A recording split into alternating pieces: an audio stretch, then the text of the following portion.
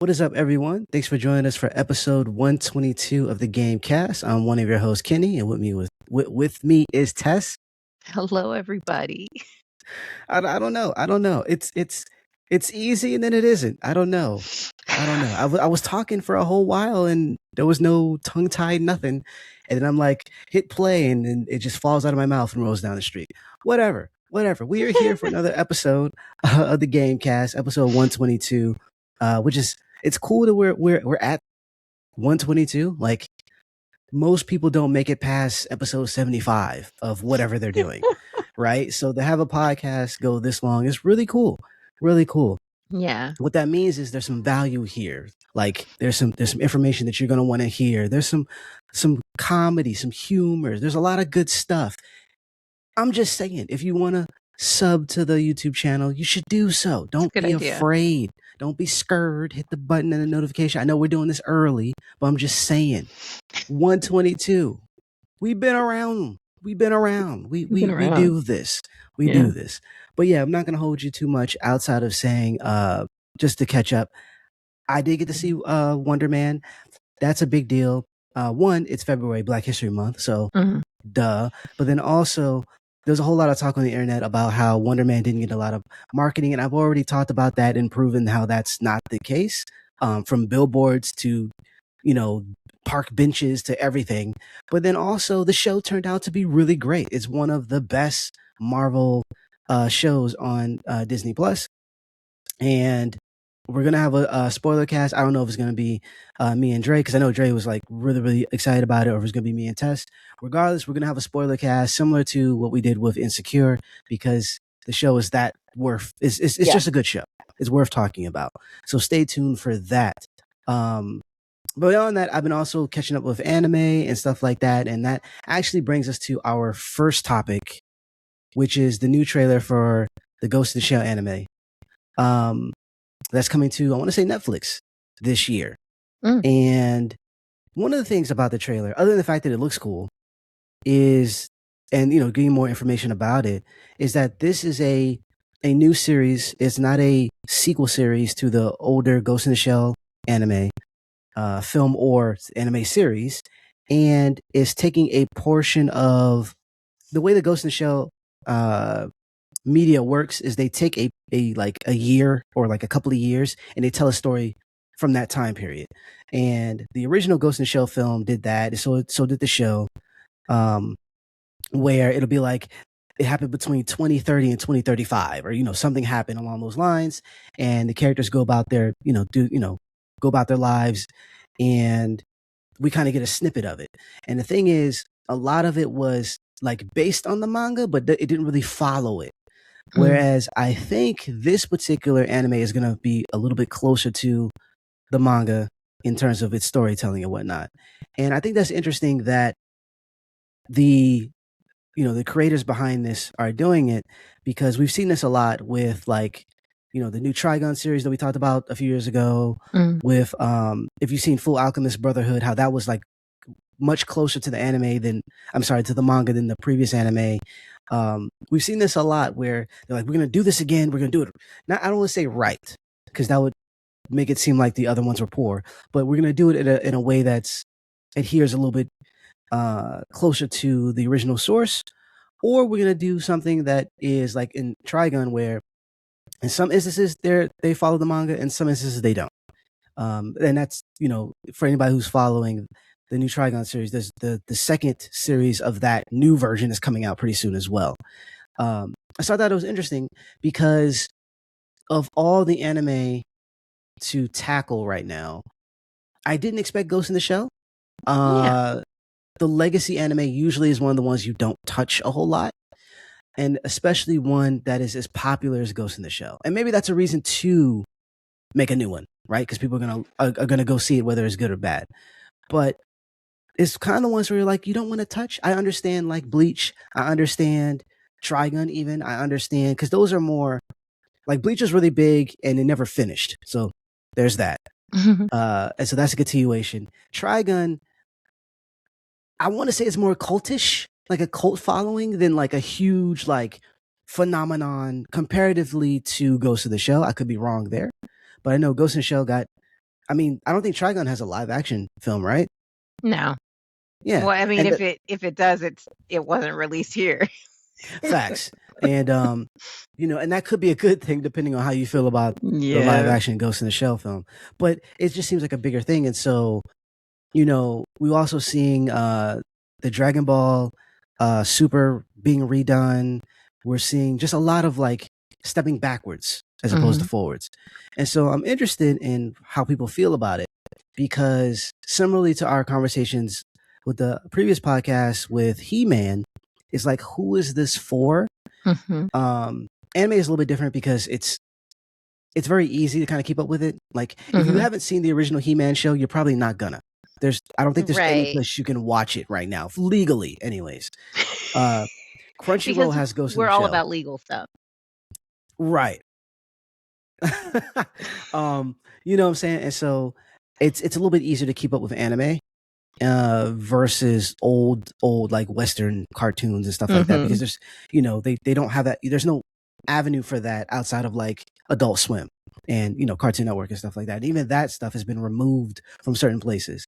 So I get that, but then I'm like, are a lot of people checking for Ghost in the Shell stuff right now?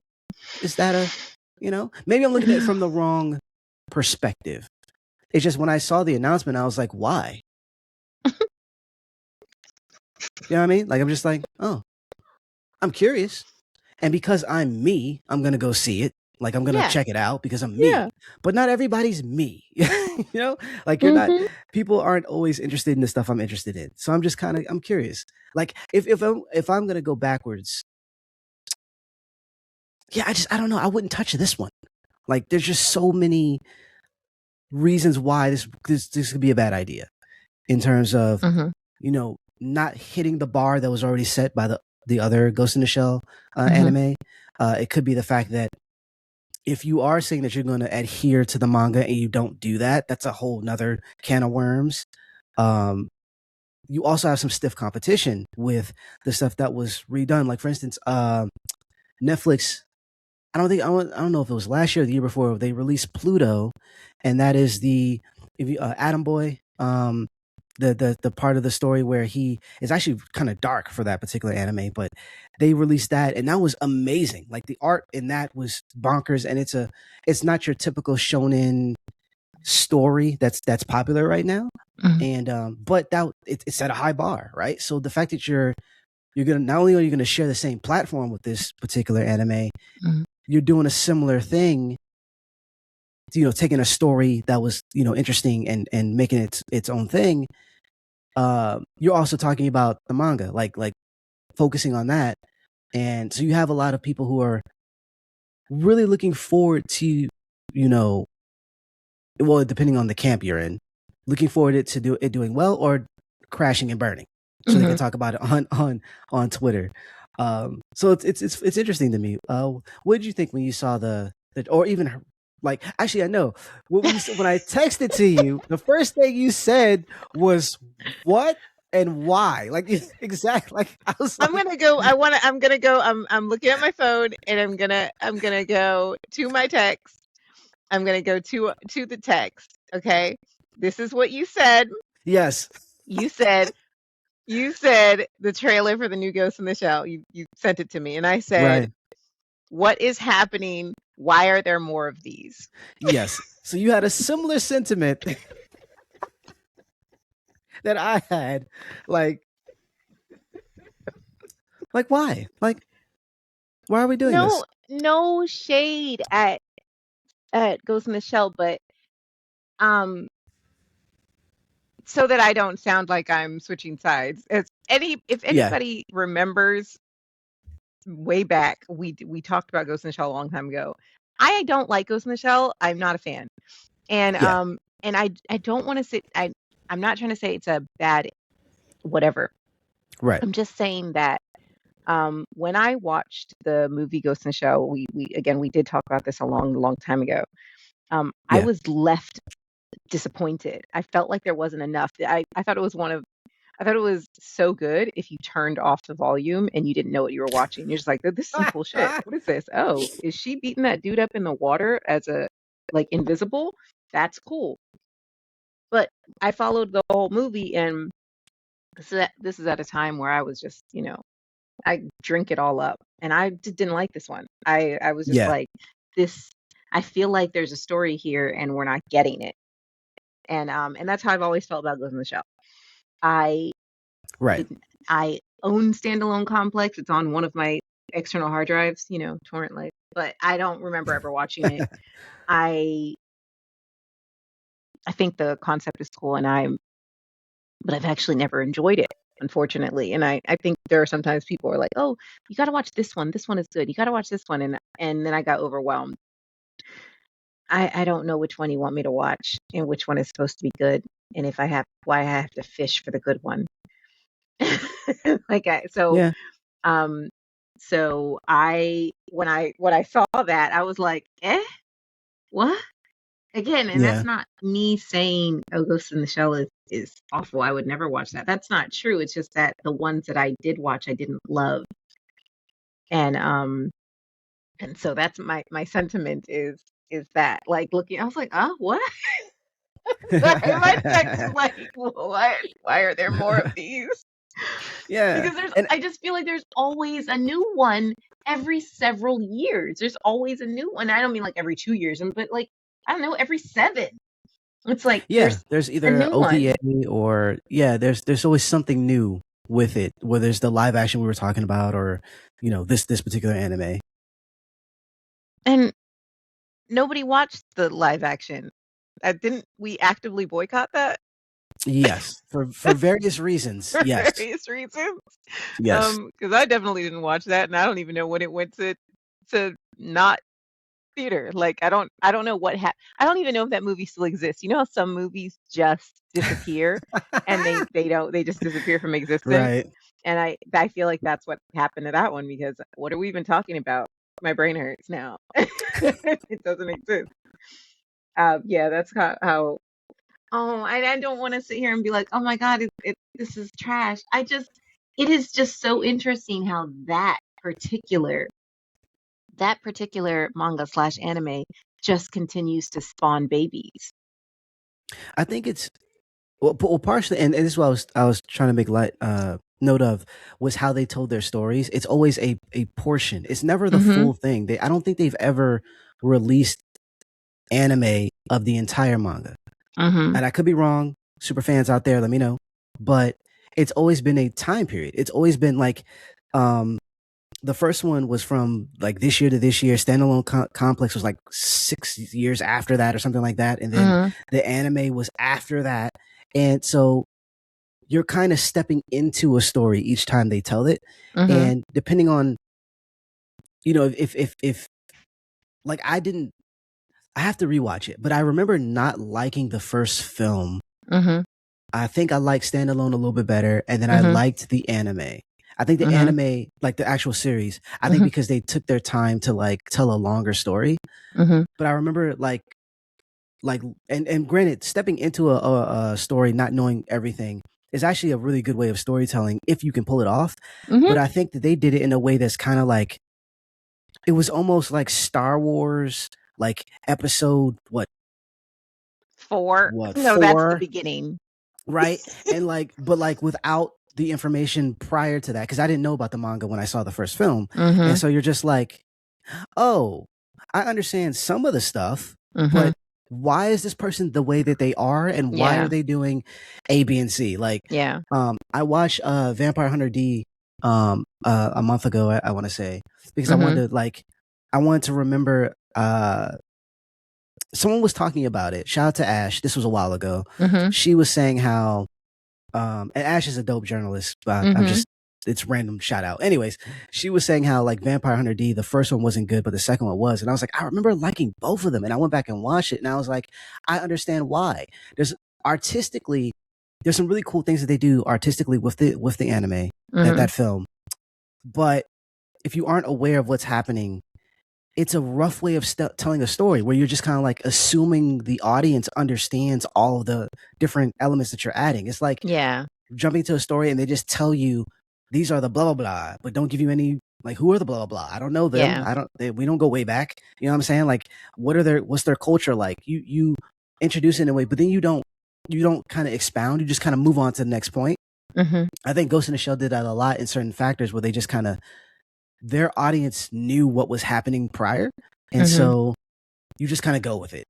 And for people who didn't know, like me, I'm not gonna say I was confused, but I wasn't as entertained as Yes. the later portions of the series, because at that point I had gathered more information to understand the world as a whole. So Yeah. now when this character has a conflict with this other person, I get it. Like, I'm like, oh, we're here now. I see you. Prior to that, I'm like, what? Why is Yeah. Why is this this doesn't make happening? sense? Why does she have clothes on? Like, what is Yeah. happening? Yeah. Yeah. What are I'm we like, doing here? yeah, agreed. Yeah. You know what I mean? It's the exact same feeling. And just remembering the I don't know, and the weird provocative nature of the cover of some of the mangas, where like she has all the cords plugged into her back, but she's naked, and like she has a gun, and I'm just like, there's so much happening here. Yeah. I don't understand any of it. If we were doing the talks where I have that wall scroll. I have that exact wall scroll. I do. I have it. That we'll get back to my wall scroll series. Yeah. Man, it's a, because like you think of the first thing that comes to my mind, and this is going backwards, but like it's the Matrix. And Neo, when he plugged in, he didn't have a gun in his hand. He wasn't sitting in the chair with the gun. Yeah. You know what I mean? It was like, and he wasn't naked. So it's just weird. And granted, if you read the manga, you understand everything. I ain't do that. So yeah. I guess I'm uncultured, if you will.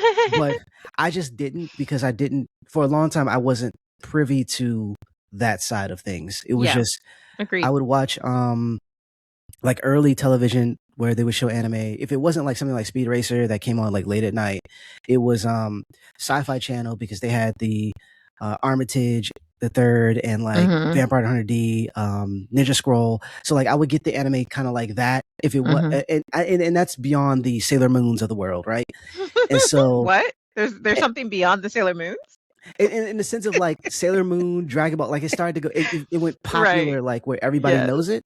Where I was more into the, like, you could only find this on VHS at FYE. Yeah. Like, and it cost $1 million for one episode. Oh, FYE. You know what I mean? Like, that's where my anime kind of starts. Or like when I was living in Germany, watching Transor Z before I knew what like Voltron was. That's where I'm into a lot of the niche stuff for America, but really big in Japan stuff. And so when I finally got into it, people are like, "Oh, did you read the manga?" I'm like, "What's manga?" Like, well, what are you talking about? This is anime. Like, why would you? What do you mean manga? You know what I mean? And I had to be hip to that. Like, oh, it's a book. Right. It's a book. Okay, that makes sense. Cool. Let me check this out. And so a lot of the stuff that I watched, I would read after the fact. But Ghost in the Shell was never one of them. A tangent aside, I think it's interesting, and I'm gonna check it out. Hopefully, it has it's more approachable than the previous ones, and I know that they're held in high regard for various reasons. Yeah.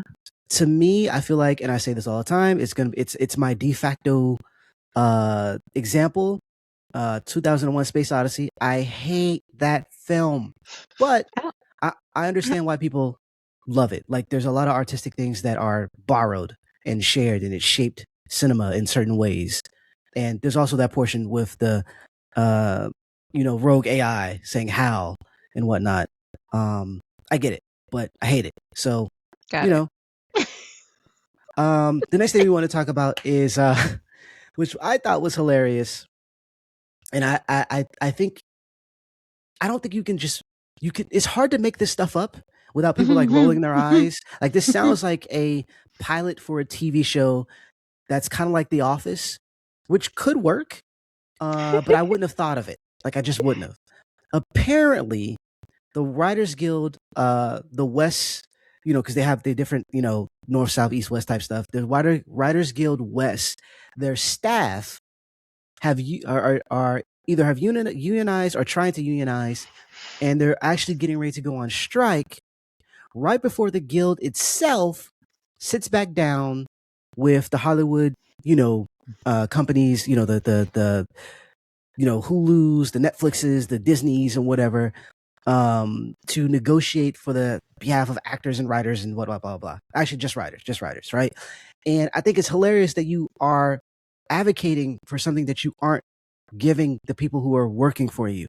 That's a weird thing. How does That's that a weird thing. happen? So I want to go to real quick, go to the Hollywood Reporter. Shout out to Katie Kilkenny over there. And she writes about 82% of unionized staffers voted to empower leaders to call a work stoppage just months before the labor group is set to face the likes of Netflix and Paramount. In the report, she talks about how the Writers Guild of America, West, so the West Coast version, I'm assuming, could soon have another strike on their hands, but not one involving Hollywood studios, which is wild. When I read that, I was like, what you mean? What you talking about, Willis? Like, what you mean? They were saying that the labor group's own staff, the union within the union, hilarious. The union within the union on Thursday authorized a strike as they claim that negotiations over their first contract have stalled as management has engaged in bad faith bargaining. 83% of the 100 staffers that participated voted to authorize a strike, and the union announced it on Instagram on Thursday. And so, what are they getting ready to strike about? Or, what's the issues, right? And so, and this is, well, let me read this part. The union refuted the allegations because, of course, they're going to. They were saying that public claims suggesting otherwise. Oh, sorry, I skipped the part. They say they had offered comprehensive proposals with numerous union protections and improvements to compensation and benefits. And they said public claims suggesting otherwise are inaccurate and allegations of unfair labor practices are without merit. That's you're going to hear that everywhere. But it is telling that this is coming from a union. So just keep that in mind. Their job is to represent the interests of the writers when they go into bargaining new contracts, right? So they know what this looks like. They know what this sounds like, and we still got to this point, right? And so how they go about defending themselves, I feel like you shouldn't use the same, even if it is true. I don't feel like you should use the same playbook as the people that you're gonna, because what happens is if Netflix, let's say, we'll just say Netflix because it's one of the big dogs, right? If Netflix says that we're fair and that everything that you're saying publicly is inaccurate, you're gonna push back on it in the way that your union, right? Your staff is gonna push back. Mm-hmm. Hilarious. I don't know. Anyways, so they were saying that they've been in negotiations since September 2025, and they're fighting for basic protections, like the grieving processes. So I guess if someone dies, how long they can take off and stuff like that. They're looking into AI protections, and they're also looking for raises for union members, according to the flyer that they sent out to the Hollywood Reporter. Mm-hmm. There's like, at this point in the negotiations, we should be in alignment on these issues. Yet for nearly 5 months, the WGAW management has dismissed our staff needs and engaged in bad faith surface bargaining with no intent to reach a fair contract. Wild stuff. That's Wild just stuff. crazy.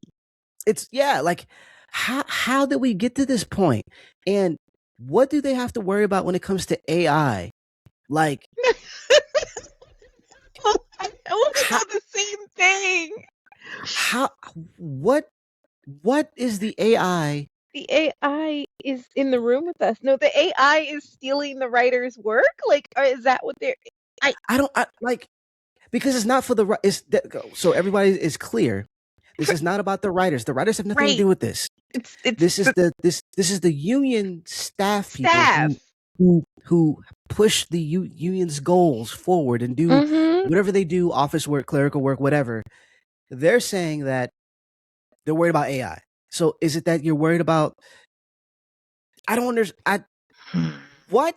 Like, what is the union saying? Like, are they saying that the AI? Because I'm thinking about it from the union's standpoint, that the AI will like write the contracts, that AI will manage the bargaining aspects, like in terms of negotiations. The AI will make public statements. The AI will, like, what will the AI do that's better than what these humans are doing I when wonder if they're it's negotiating for other humans. I wonder I'm if it's automated negotiation, like so that there would not need to be any negotiating. That would be terrible Like on how, so many levels. I don't The know. fact, I oh don't my know. God, the fact that you can Google something like a president or Hmm. something, and Google's AI will give you the wrong dates. Like Right. they'll tell you someone died when they aren't dead. Like there's so Yeah. many so many missteps, so many issues Hmm. that I don't see the AI being a smart choice when it comes to negotiating, especially when you have to negotiate against AI. Like the writers don't want AI taking their jobs. No. So why would you have AI negotiating on your behalf? I think that the writers would not want that. Like I feel Seriously. like they would want to not be in the union anymore. Like I don't. I'm basically what I'm trying to say. If people are confused, is that if these claims are true, I feel like the union has bonked their head a little bit. Like I don't know if they're thinking like the union doesn't make enough money to give anybody raises. And because of that, if we lean into AI, maybe we could do so. Maybe we can cut some of the people out of this, like lay some people off. We can pay people who are still here a little bit more to kind of keep up with the AI and make sure it's not like screwing over the writers or whatever the case may be. Like maybe this is all of a money thing, right? Because I don't know how the union gets their money. I would assume it's from dues. Like the writer union, you join the union as a writer in Hollywood, and you pay dues for them to defend you and to uphold contracts and stuff like that for you. But man, like this, I'm confused on that. And then like just if you're in union and you understand all that information when it comes to the writers, why would you subject your staff to that, knowing that they go to bat in this very manner? Like they how do I say this? It's like if you understand that in order to win this war, we fight this way, and then you go to war with someone within your company and then be surprised that they fight the same way that you taught them to fight. Like they're being open about their union negotiations on Twitter and IG and all this other stuff, and you're like, this is preposterous. Like, how could you, that's not true. And it's like you're pushing back in the same way like the Hollywood execs would, but it doesn't look good for you. Like this is such a weird thing for me. I don't know if I'm conveying that properly, but Hmm. it's very weird. I don't know. I don't know. I don't I'm know. I don't know either. I'm with you. I respond when you told me about this. I said, "What the what? What?" Yeah. Because I can't. I don't even know where to try to comprehend what's happening because I can't.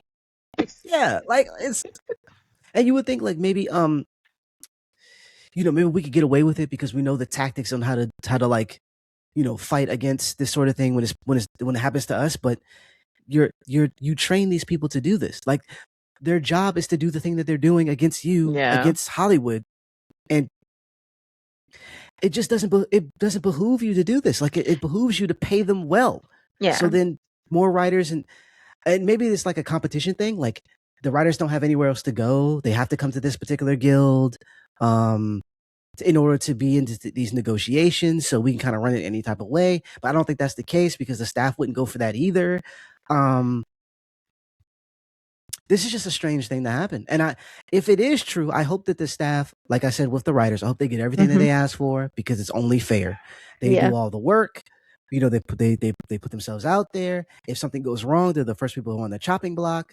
And apparently, like from what they're talking about, it's usually the ask is usually nothing. It's not like I can't speak on the raises because I don't Hmm. know how much they get paid initially, Hmm. but it's usually not like we want limos and we want Right. only blue M&Ms. It's like Right. We we want want base $18 bagels for breakfast. Like nobody's right. asking for that. It's usually basic like, hey, we're in the grieving process. Don't fire me. Or Yeah. hey, can I get some insurance? Like Yeah. any Like that. insurance. You know, I Any need insurance. right. I need dental, fam. Have you seen my teeth? Oh Like, my goodness. or like I need what does they say? Like, we don't want AI to take over, so we need protections against that. And that I understand that from a and AI is terrible. I understand that from a company in terms of looking to make money. If we look at it just from that view, I get why there would be a need for that. I don't know how it works within the guild, and somebody from the guild will have to kind of speak on that. But I understand from a company standpoint to like, you pay people less, you make more money. Makes sense. It's capitalism. But it just doesn't make sense to do it to the people who specifically fight against these things, because what's going to happen when they go up, I think when does this happen? Their negotiations start in March, I want to say. Yeah, they're expected to start talks on March 16th. And a few months prior, March 16th, sorry. That they're supposed to be talking with the Hollywood studios and streamers. And yeah, they're getting ready to argue these same points. They're getting ready to talk about, AI protections and stuff like that. So why would you think it's okay for you to do the thing? I don't know. I don't know. So yeah, moving right along, because I don't know. The last thing we want to talk about, and I think this is interesting from a bigger, grander standpoint, is the film Iron Lung. It is based on a video game, and it was completely produced by a YouTuber, Markiplier or Markiplier. I think I'm saying this name right. Sorry if I'm not fans. I know he has a lot of fans. What I found interesting was that it wasn't pushed by a major studio. He funded it completely. And this past weekend, it made an estimate of 8.9 million on Friday. And it's on track to make around 10 to 17 million. And he made the film, I want to say on, I'm trying to see, how much did he make? I'm looking at Forbes.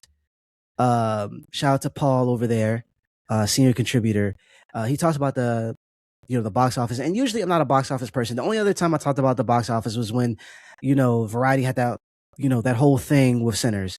But I just think it's interesting because, he's potentially going to make a lot of money on this film, and a lot of it is driven by fans, by the YouTuber. Yeah. And I think that's a really cool thing because it shows what you can do, even if the film doesn't do well or doesn't. It's not reviewing well. I'll say that it's like 50% critic score right now, and it has a 90% Rotten Tomato score from the fans, or like the people seeing it. Even if it doesn't do well critically, it doesn't win any awards, blah blah blah.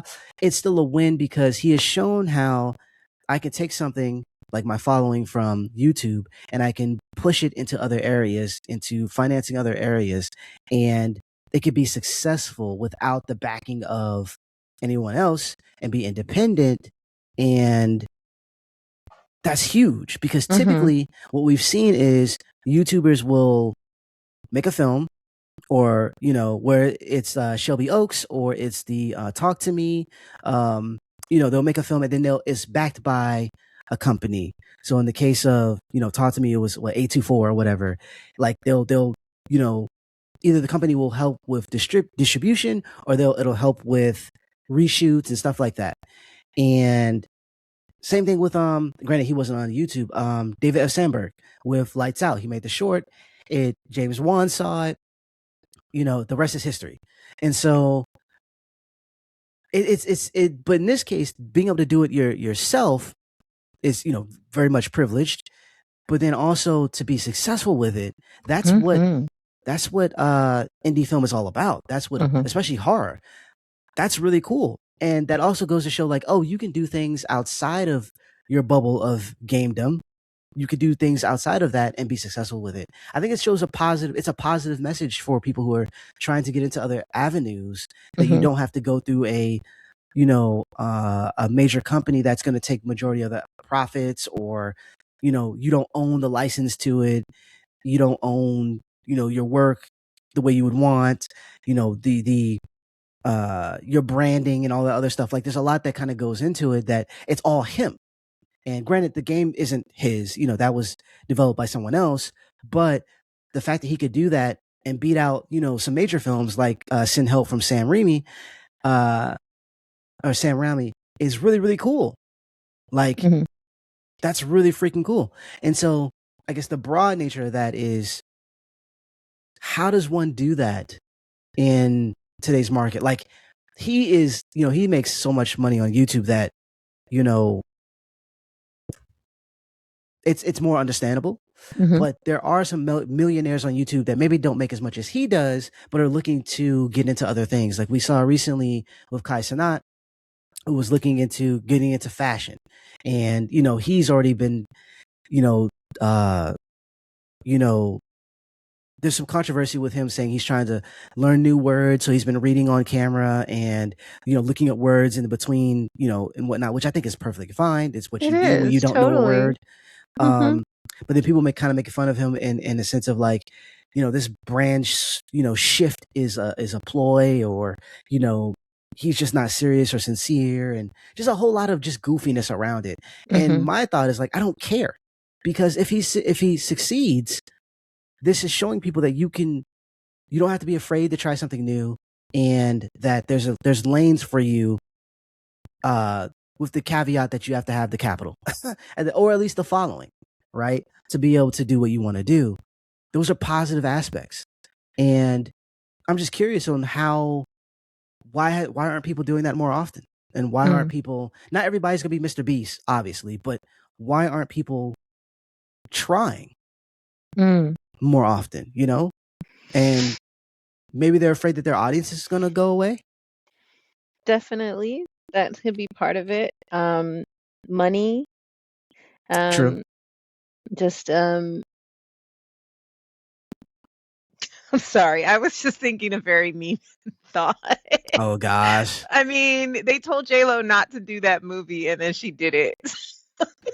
What was it called? It doesn't matter. Self-funded. Was it Not Jilly? Geely. No, it's. I think they said don't do that either. But no, the one that she did recently, the one that Dancicle. Oh, oh yeah, I know what you're talking about. Yeah, Yeah, that was like self-funded project. Like I don't. yeah, So there's that. It could fail miserably, and you get no return on investment. right. The embarrassment of it failing miserably and not getting return on investment, and people being like, "Oh, are you like $50 million poor now?" Type thing. There's that. True, true. There's just the, "Oh, I'd like to do this thing, but I just don't know how. I'd like to do this other thing, but um, or the exact comment like you said, where people are like, it's not genuine because it's like, sometimes you'll see a celebrity all of a sudden doing a NyQuil commercial, and you're like, aren't you an actor? Like, you're an actor of the movie, of the film. Why are you in a NyQuil commercial? That's weird, type thing. Right. Or somebody who is an actor or something like that, and then next thing you know, you see them selling real estate. You're like, huh? Like, no, people Yeah, like what don't. do you know about real estate, dog? Like, Right. People don't trust you. They don't think you're okay. serious when you decide to do other things. And the sad thing is you could just be ADHD like me. Like, so it's a but I think that um with especially with the economy not being stable, and if you are, I'm not going to say no YouTuber just got their stuff overnight. Like, people worked hard for years. Like, look, Jackie Aina was doing videos for like 10 years before she actually got famous, like for real. So Yeah. but there are people who are not willing to risk what they got, because you're too bad videos from not getting any more income, type thing. That's how some people might feel, even though, I mean, you might get revenue royalties or something. But I think, here's an example. A lot of the Sims creators have decided to pivot because um, they don't mess with EA anymore. Like they decided that they're not going to mess with EA anymore because it got bought by the Saudis and the Kushners. And Okay. so That makes they're, sense. yeah. So some people, is it like, are they scrambling to find something else to do? But some people are like, okay, well, I'm going to play other games because I was always a gamer and I played other games. So I'm just going to focus on these other games. Um, and, but when you make mad money off the Sims content, you know, when It's you're, hard to pivot. it's really hard. It's like a rubber band. You're going to keep going back to what makes you money because if all of a sudden you decide to stop making these videos and you're like, well, let me go do something else, and you don't have the following, like the people who are following you are not following you to watch that other thing. That's true. I guess for me, then I would say, because I it'd be different if I guess I see that a little bit more in Kai's Mhm, scenario because he wants to go into fashion. And mhm, so because his attention is being pulled away, will he stop making certain videos? And I think mhm, that could affect his money, definitely. mhm, But for me, I was thinking more so like for instance, Markiplier doesn't have to, like, if he's making movies, when he comes back to streaming, he could just mhm. continue to do that. Whereas Yeah. the Sims creator, if they're thinking of pivoting, that is scary because like people are coming here for this, they paid for Mhm, this to subscribe and all that, and but you're still doing it within that realm. mhm. And so if you pivot with the streaming, then you might lose a lot of people, right? Yeah. But if you're doing the Sims and you're like, you know what, I want to get into selling merchandise that has nothing to do with the Sims, but I'm Mhm, still doing the Sims, then I feel like you have less worry there because you're still giving those particular people what they want while mhm, potentially reaching a new market. That being mhm, said, that all of it is time consuming and takes work. mhm, So that could be a factor as well. But that would be my only like pushback there is like you can still do the thing unless you've grown tired of it or mhm, that sort of thing. You can still do the thing that made you popular. You're just also branching out because with YouTube and how Twitch does, and if they change a rule here or there, or you get flagged for something dumb, then you could potentially lose it all on this platform anyways and have to start over. And so it's always good to diversify your portfolio mhm, and try to have multiple eggs in multiple baskets. And the fact that you now finally have the money to do so, where the risk is, it's a little lower in a sense. Like, if you're up millions, then spending 500,000 on prototype clothing to see if this is something you would want to do is reasonable versus someone who's like, I'm going to go all in, mhm, and that's all you have in the bank is very little. Um, but it's interesting though. It's definitely interesting because I don't see it as for all the Mr. Beasts out there and for all of the people they're going a step outside of their comfort zone. We have a lot of people who are just like, I'm just going to stay here. I'm just going to keep doing uh-huh, this. This is making me a lot of money, and at the most I'll have and I can't say that to be true, but let's say like RDC, they have DreamCon coming mhm, up. They are able to get a lot of creators and stuff that comes to this place and potentially spend money. They have an event every year, right? But in terms of outside of those things, I don't see them moving too much, and that could be because they're establishing footholds in other places and they haven't mm, showed it off yet. But I'm like, if anything, this should be a wake up call for a lot. That hey, I didn't, the way I thought you had to do it, you don't, and that is also should be recognizable because the fact that they are millionaires in mhm, YouTube or in mhm, Twitch is already circumventing a lot of stuff because mhm, we look at certain actors will be like, you can't be an actor because you have a lot of followers. Um, mhm. you shouldn't be allowed to get into these opportunities. I actually saw that on Twitter, and I was like, I disagree. I'm like, talent is talent, and Yeah, the fact talent that is people talent. want to see you, I don't think you should just get the role off that, but I think that if you get the opportunity to show your skills and you're talented, I don't care where would you rather them I left my headshot and my resume you know on the table when I was being a waiter or whatever, and like a Hollywood director stopped in and I just left it there and they were like, huh, this person looks interesting. Or they send in a bunch of audition tapes, or they saw them on Twitch. Like all of it is like happenstance and lucky and whatever. Like I get the idea of I went to school for this.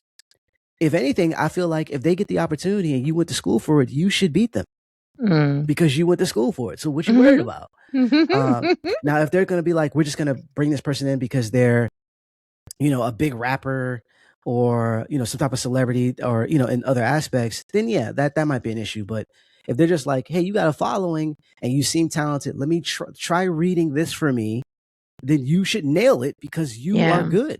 You know what I mean? So yeah, all that to say, I feel like more people should be branching out. I feel like you guys are talented and I'm rooting for everybody. Not everybody. Yeah. That's a lie. Not doing it. I'm rooting for a lot of you. Some of y'all don't need to do anything else. Just don't. We don't. Nope. That would be a lie. Yeah, like certain first ladies making movies. And them lying about it. Like talking about like this is the biggest like documentary since in the last 10 plus years. I'm like, and then someone had it on Twitter like all the documentaries that made way more in the first few days than they did. Yeah, no. I'm sorry, those people were paid to go there anyway to watch. So like, what are you talking about? It's the same thing with the reviews on Rotten Tomatoes from the audience. It's like a lot of the people who reviewed it, this is their first ever reviews. Yeah. They sign. It's like all these accounts were made like yesterday, and they all are saying glowing things about it. Like, no, it's. I think we should check the votes now because look, all these randos, these brand new accounts.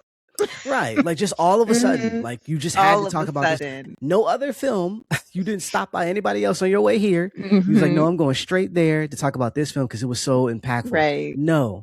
Right. No. It's like the absolutely first time not. you ever reviewed anything on Rotten Tomatoes was this documentary. Right. Like not, of all the not Independence Day, not Star Wars. Just anything. Just anything popular. Anything.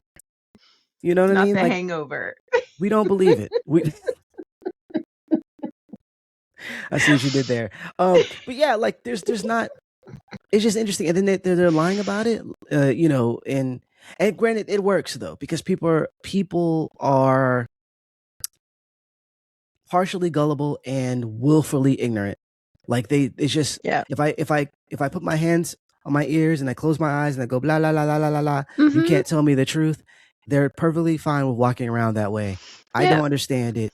I like the truth because then that gives me options. It does because you can pivot. If I have the truth, I can make changes and fix my situation. If I don't, it is what it is. So yeah, I would rather you guys go see Iron Lung than go see that off the strength of what it is. I'm sorry. It's just exactly. There's a meme. There's a meme actually on Twitter I saw where Goku and Vegeta were gonna fight, and they're like, "Hey, let's go someplace where nobody is," and then they went to a theater showing that movie.